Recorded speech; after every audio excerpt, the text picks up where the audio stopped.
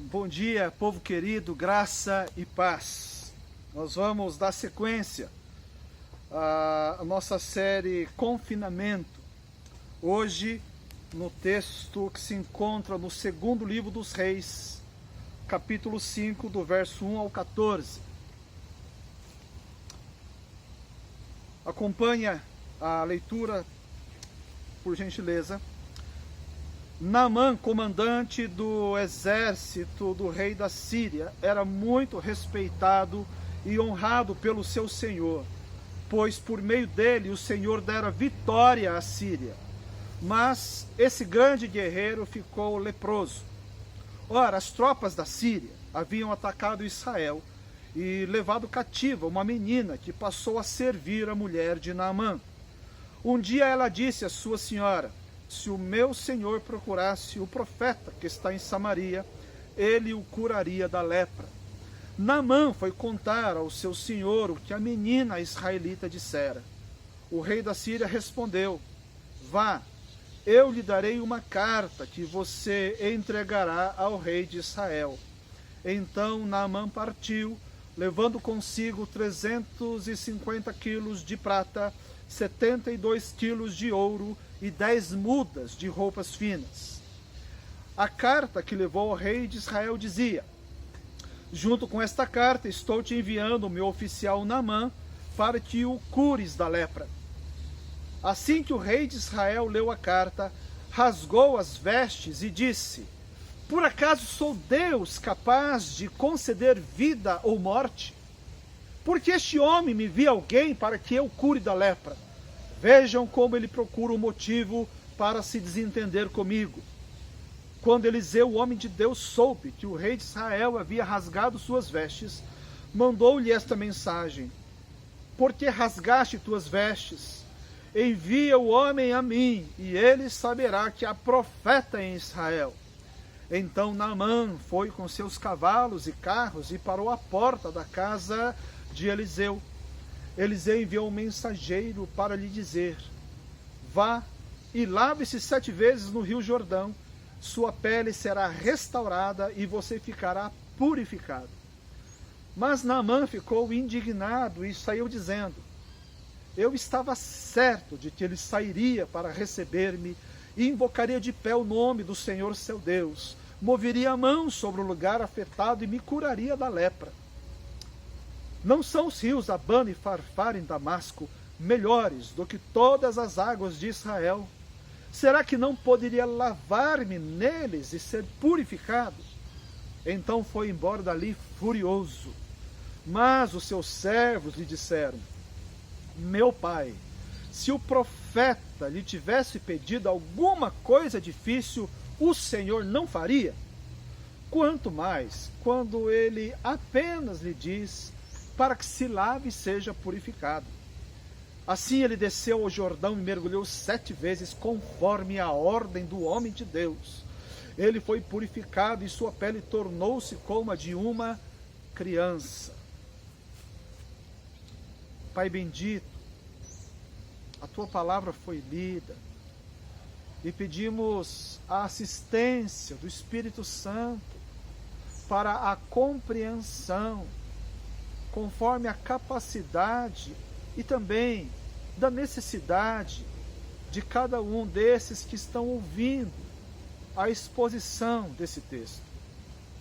É nessa expectativa, Senhor, que nós oramos em nome de Jesus. Amém.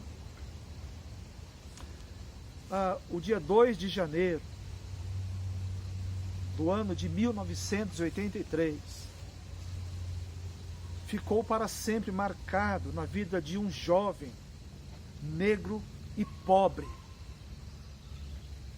do estado de Louisiana, nos Estados Unidos, porque nesse dia, apenas 2 dias após a virada de ano, ele que estava descansando tranquilamente em sua casa, recebe a visita da justiça com a terrível acusação de um crime, o estupro e o assassinato de uma mulher branca de 30 anos, ocorrido exatamente 30 dias antes.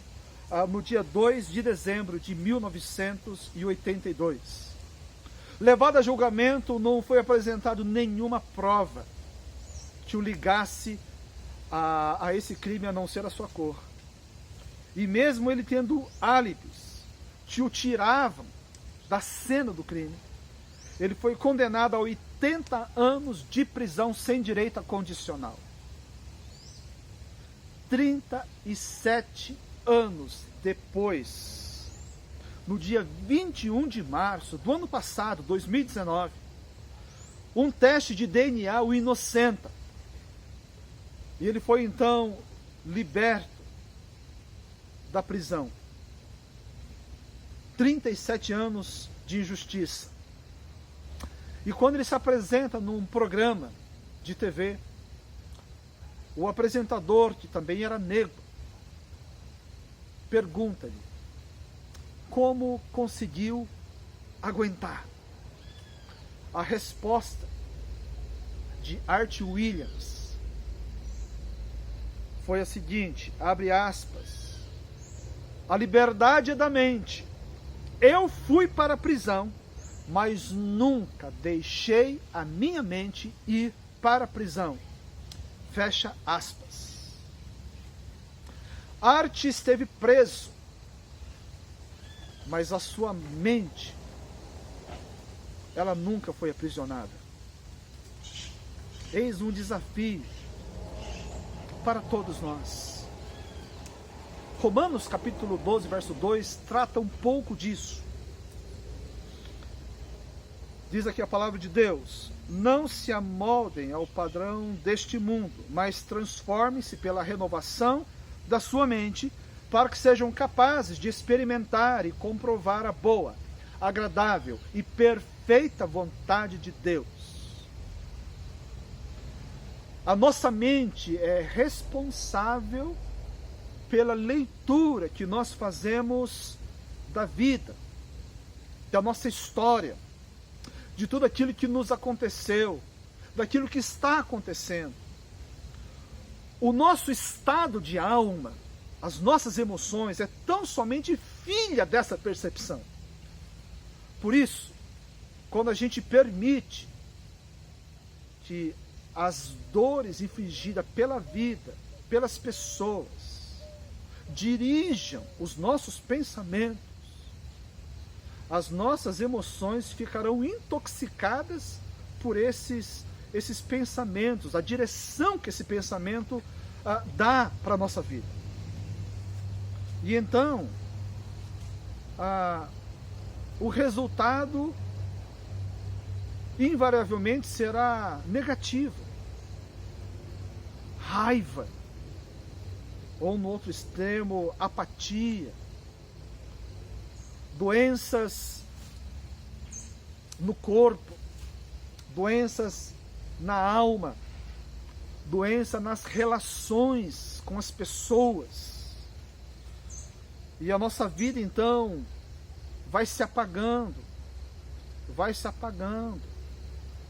até nos transformar em mortos que respiram. Então, a mente é o último lugar que pode ser dominada por esse estado de coisas.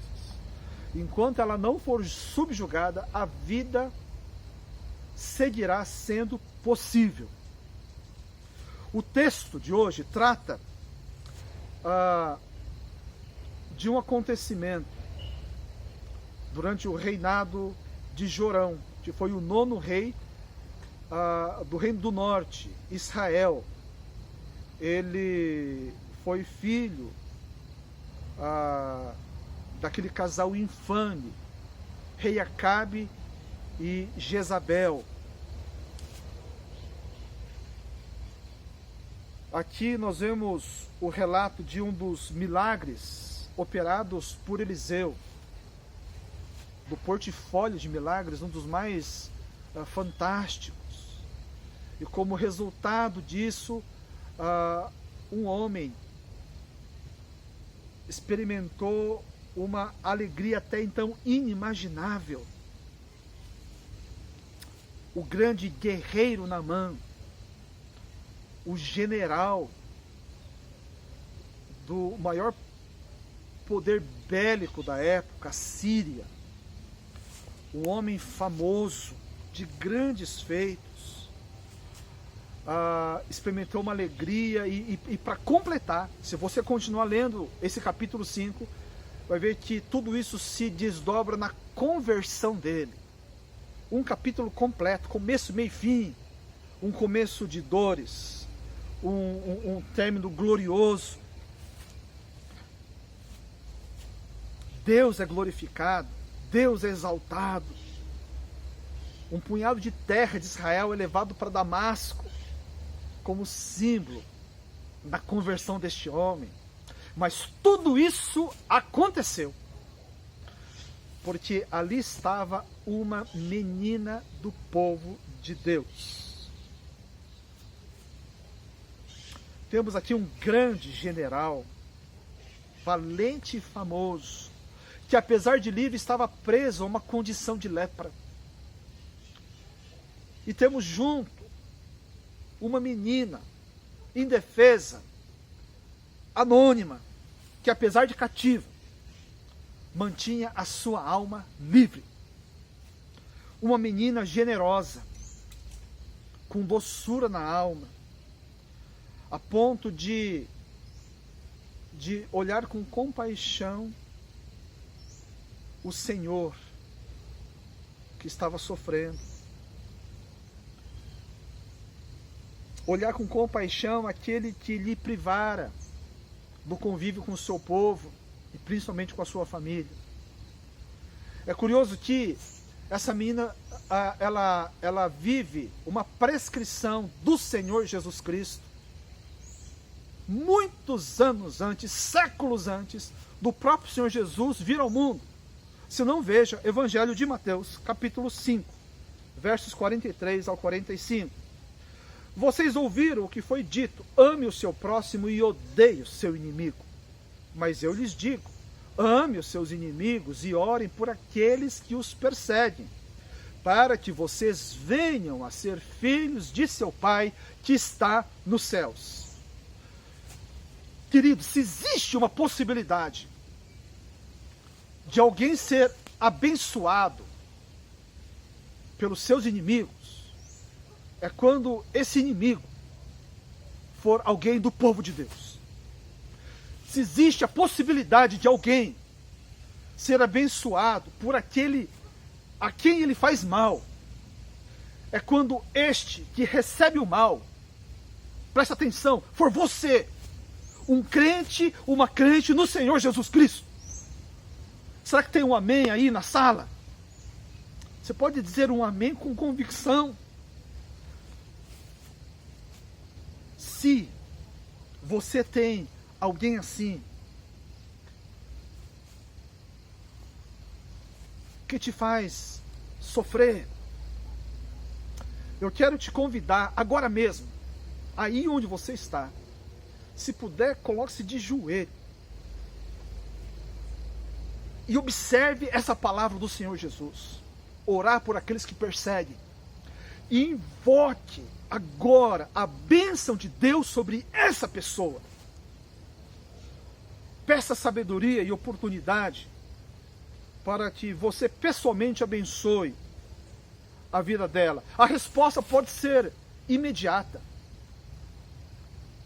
ou a resposta pode ser lá adiante. O tempo da resposta não interessa.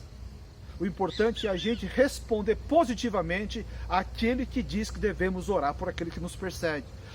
Lembrei agora, há muitos anos, o pastor Mitsonamba, ele foi representar o Brasil no Ministério de Acampamento, e ele ficou lá nos Estados Unidos, ficou hospedado numa casa, e uma senhora, não sei se era a avó daquela casa, não foi com a cara dele, não tratou com bondade, e o pastor Mitsu, ele deu, se eu não me engano, uma bolsa de couro para essa mulher. Ele agiu com bondade. Nem sei se ele orou, mas ele agiu em oração. E ato contínuo, aquela mulher passou a tratar ele bem. Ele venceu o mal recebido com o bem que ele tinha. Não sei a resposta, quando vai chegar, mas é importante, nós vamos responder positivamente ao Senhor agora. Enquanto a música ministra, ore, gasta um tempo, nomeie essa pessoa diante do Senhor agora. Peça graça de Deus para você tratar ela com amor. Peça sabedoria e criatividade para você ser um instrumento. Aliás, a oportunidade para você ser um instrumento de Deus.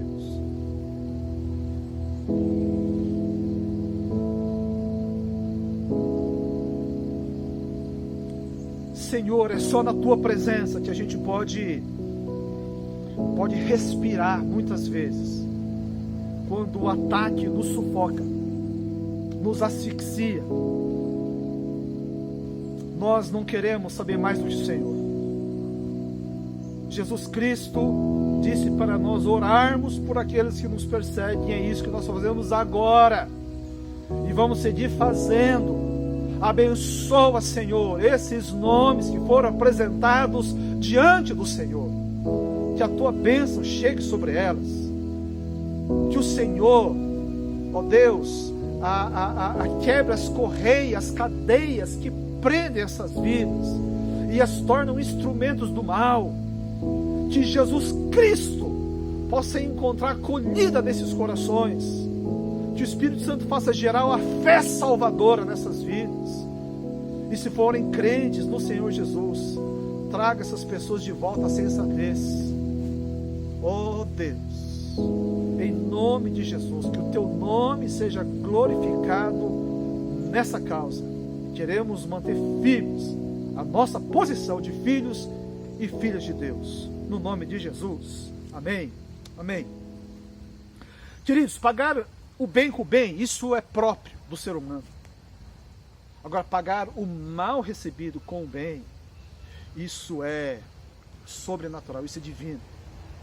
Porque isso não vem de nós. Nós damos aquilo que nós temos. Nós damos aquilo que nós recebemos.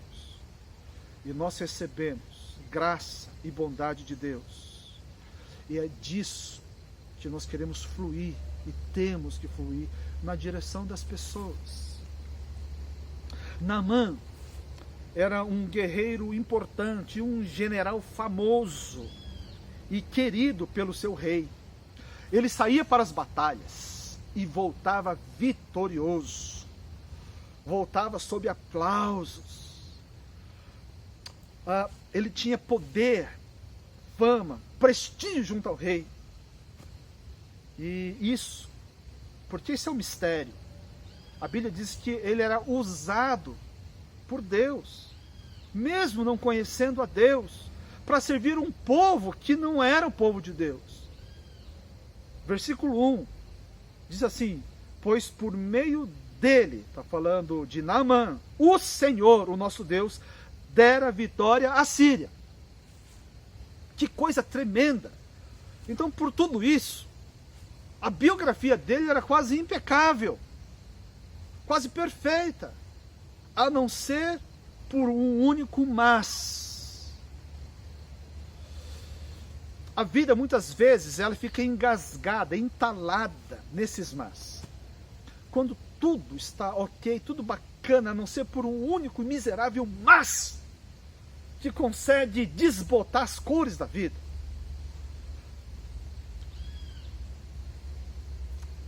Ele consegue eclipsar qualquer tipo de beleza no entorno por causa de um mas. E o mas na vida de Natan é que ele ficou leproso. A sua doença devia estar colada nele como um sobrenome. Quem sabe ele passando de longe, as pessoas falavam ali, está indo lá Naamã, o leproso. Mas por uma providência dos céus, para o mas de Naamã, nós vemos nesse texto que tinha o mas de Deus.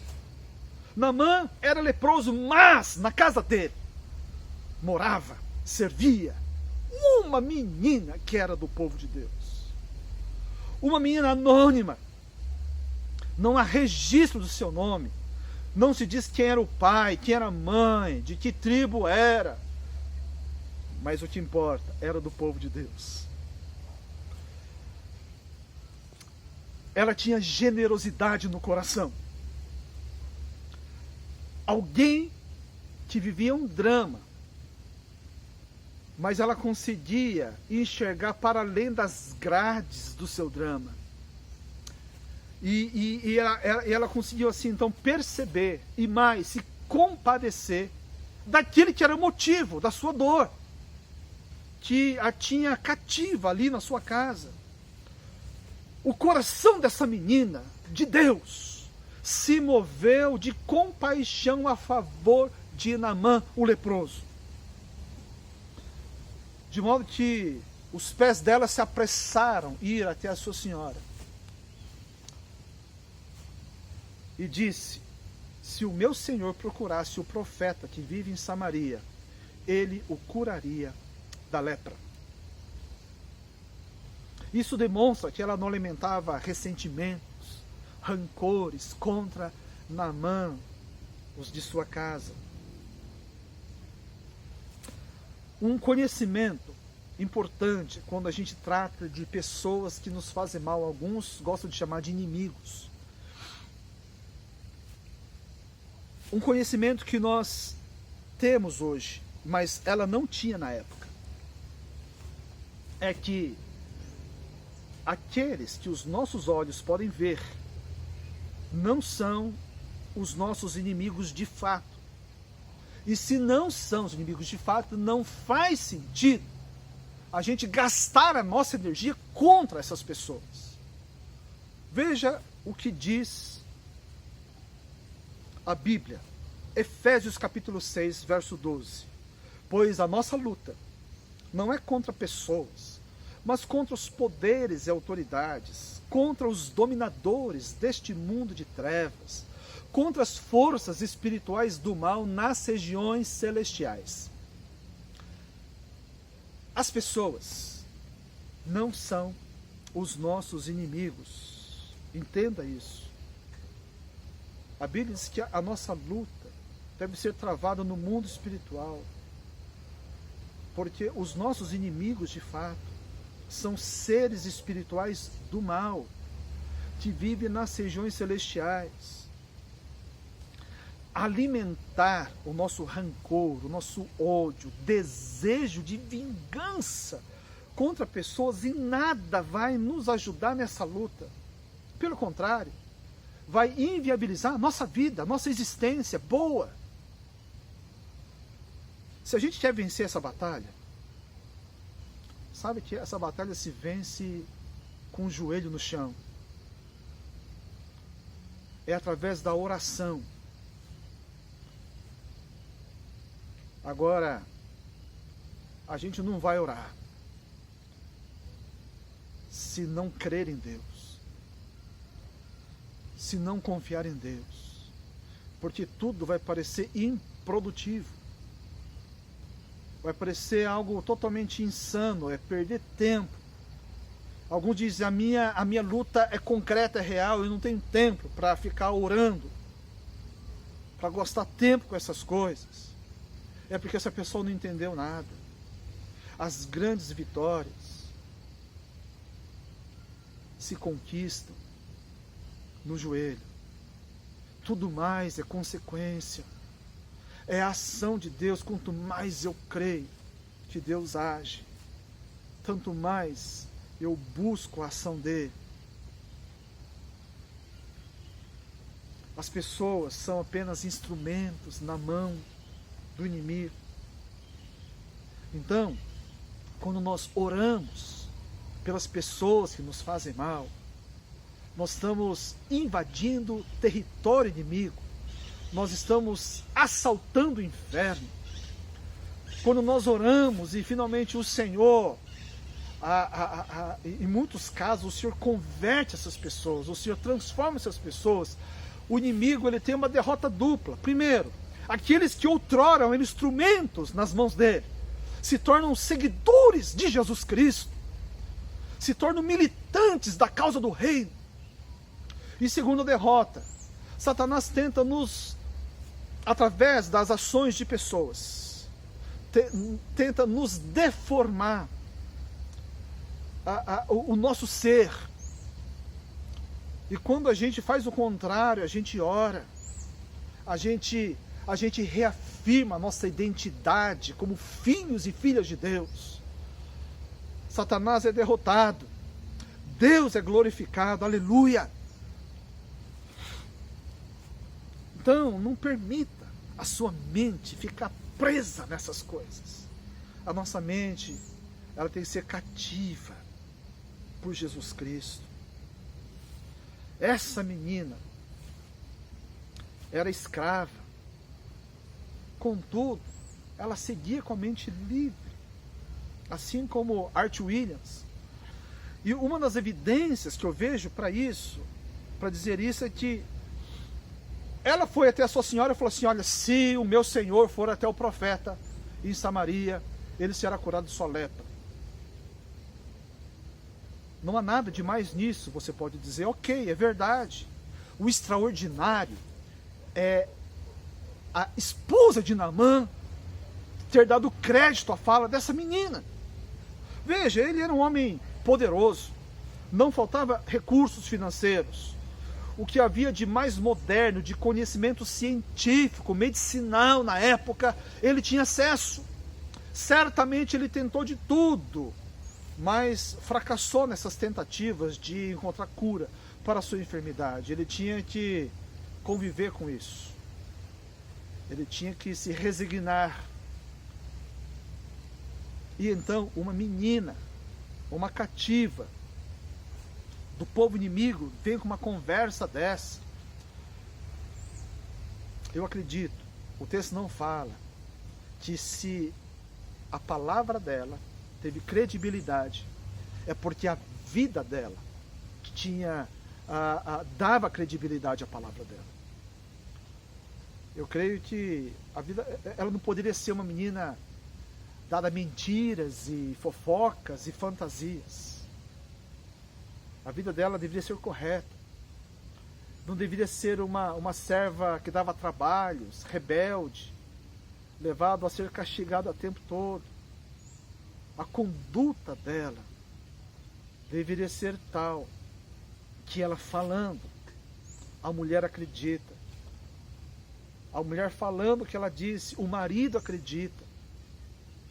E ele então se dá o trabalho de fazer uma viagem que hoje, se alguém for de carro na via asfaltada de Damasco, na Síria, até a cidade de Samaria, em Israel, vai levar 6 horas. 6 horas hoje de automóvel.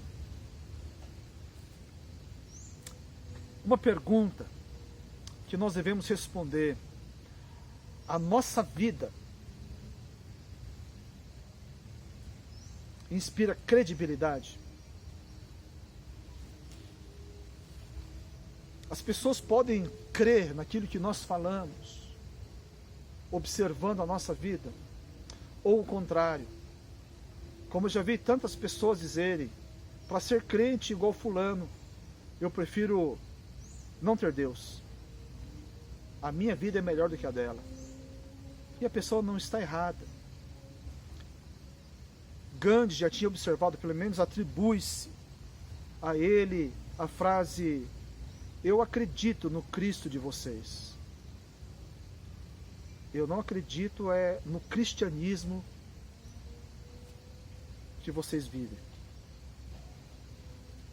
Eu acredito no Cristo dos cristãos, mas eu não acredito no cristianismo vivido pelos cristãos. Que triste. Uma das maneiras para apresentarmos com maior brilho a pessoa do nosso Senhor Jesus Cristo é justamente nesse ambiente onde o mal graça. De maneira particular, quando nós respondemos com o bem, o mal que nos recebemos. Quando as pedras que nós recebemos são devolvidas com flores. Quando o ódio é respondido com bondade. Porque nada disso é natural. Isso impacta o mundo. Isso faz as pessoas despertarem para alguma coisa. Porque isso, quando assim vivemos, é obra do Espírito Santo. Isso só se torna possível quando Deus ele deixa de ser apenas um conceito, uma ideia. Quando ele se transforma numa pessoa real, com quem a gente se relaciona. E nesse relacionamento a gente permite que ele vai nos transformando dia a dia. Tem um filme que, se você não assistiu, eu recomendo, principalmente quem é casado. Chama Prova de Fogo. É o filme que nós usamos nos nossos cursos para casais. Nesse filme, o protagonista, Caleb Holt, está enfrentando uma crise no casamento. Caleb era um homem egoísta, frio com a sua esposa. Então ele tem um encontro com Jesus e a vida dele foi sendo transformada. E a transformação que Deus opera é de dentro para fora. De modo que o coração transformado de Caleb o leva a ter gestos de amor, de carinho, de cuidado para com a sua esposa. E aquela transformação radical de Caleb deixa a sua esposa confusa. E ela diz para ele, falou assim, o que está acontecendo com você? Isso não é normal para você. Porque ele seguia com bondade, com gestos generosos, apesar da indiferença da sua esposa. Nada do que a sua esposa fazia, a frieza da sua esposa, até mesmo o adultério emocional que ela estava cometendo, afetava o seu agir. A mente, o coração dele era dirigido por Cristo. Aí tem a resposta de Caleb para sua esposa: bem-vindo ao meu novo normal.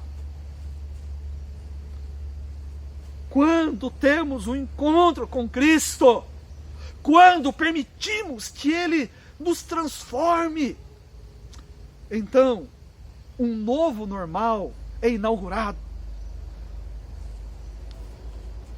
Incluso aí, a capacidade de responder o mal com o bem. A dor sofrida por você não vai orientar a sua vida, o seu comportamento, as suas emoções mais profundas, quando a principal relacionamento for com o Senhor Jesus Cristo. Isso vai determinar o seu estado de alma. Os meus filhos, quando pequenos, a gente sempre afirmava verdades. Você é bonito, você é inteligente, né? Você é um menino de Deus. E nós éramos, talvez ainda sejamos um dos que é uma das relações mais importantes, significativas para eles. E de quando em quando algum adulto, brincando, uma brincadeira muito infeliz, que não se fala esse tipo de coisa para criança, chegava e dizia para um deles: você é feio, ou você é burro. Eles não recebiam aquilo. O coração deles estava totalmente refratário a esse tipo de fala. E eles retrucavam: eu não sou feio, eu não sou burro. E é verdade, mas por quê?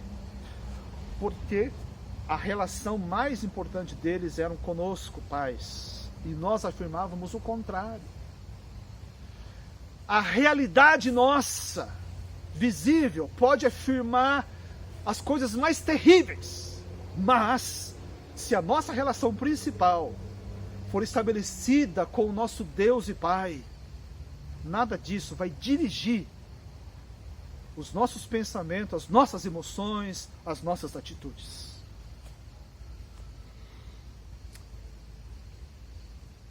O resultado da nossa relação com Deus, uma delas será a capacidade de retribuir o mal com o bem. O bem que é produzido pelo Espírito Santo, que age em mim, através de mim. E permitir tudo isso não é sinal de fraqueza, de loucura, pelo contrário, é refletir o caráter de Cristo. Isso é o poder de Deus agindo em nós, para testemunharmos dele mesmo.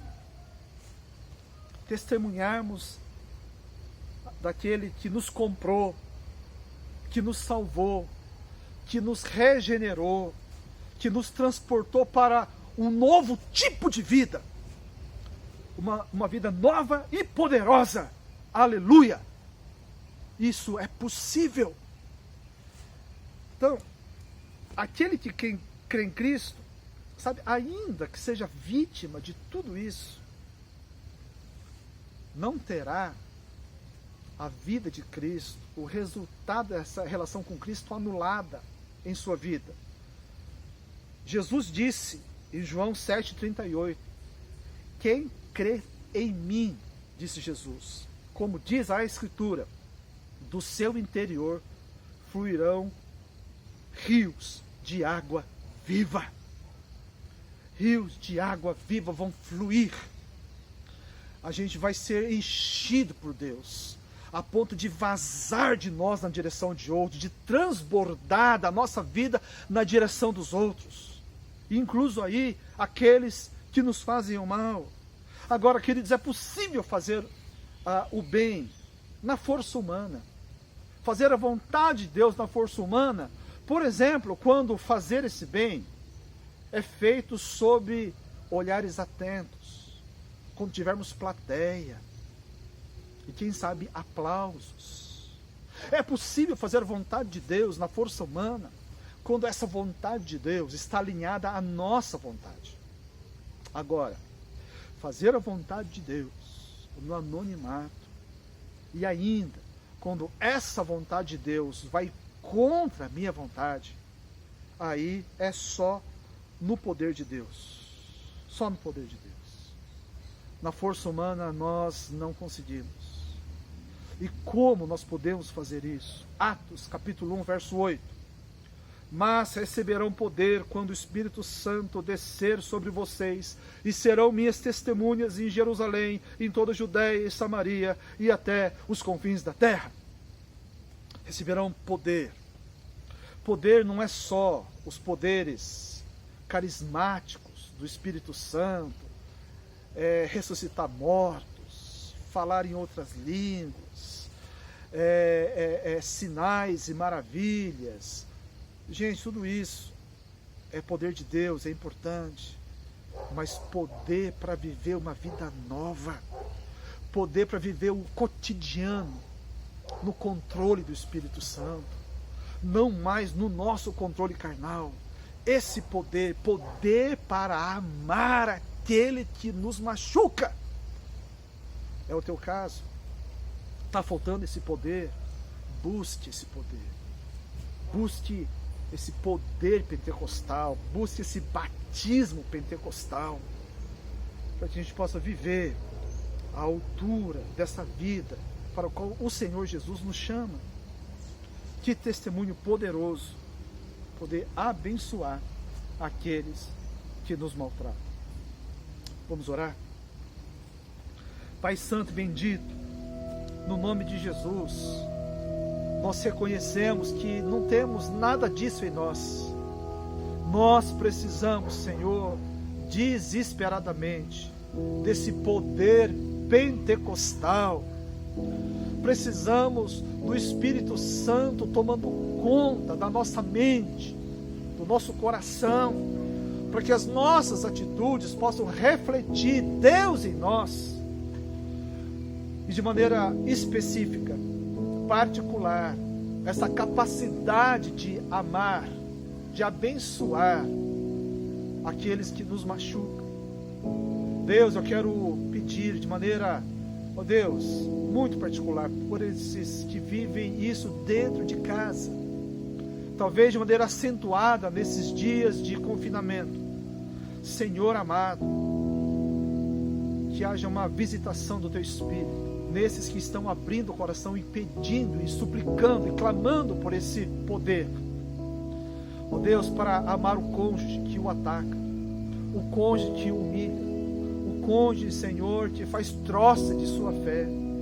Deus, ajude a enxergar com os Teus olhos, olhos espirituais, entendendo que o cônjuge não é inimigo, o cônjuge é objeto para ser amado, que o inimigo está no mundo espiritual e nós queremos vencer, Senhor, juntamente contigo. Oh Deus, abrevia o dia da conversão desses que moram conosco, e, oh Deus, e se apresentam como inimigos muitas vezes. Alguns estão vivendo isso no ambiente de trabalho, na vizinhança. Oh Deus, independente do contexto, nós queremos nos atentar para a palavra do Senhor Jesus, e até o dia da resposta, se é que a resposta positiva de fato chegue, nós queremos, ó Deus, é seguir com a alma livre, o coração leve, ó Deus, a despeito da circunstância que nos cerca. Deus, em nome de Jesus, ajuda-nos. E agora, que a graça do nosso Senhor e Salvador Jesus Cristo, o amor de Deus, o Pai, a comunhão, o consolo e o poder do Espírito Santo seja com cada um de vocês, com toda a Igreja de Cristo. Amém e amém. Tenham todos um ótimo domingo e um bom almoço. Até a próxima.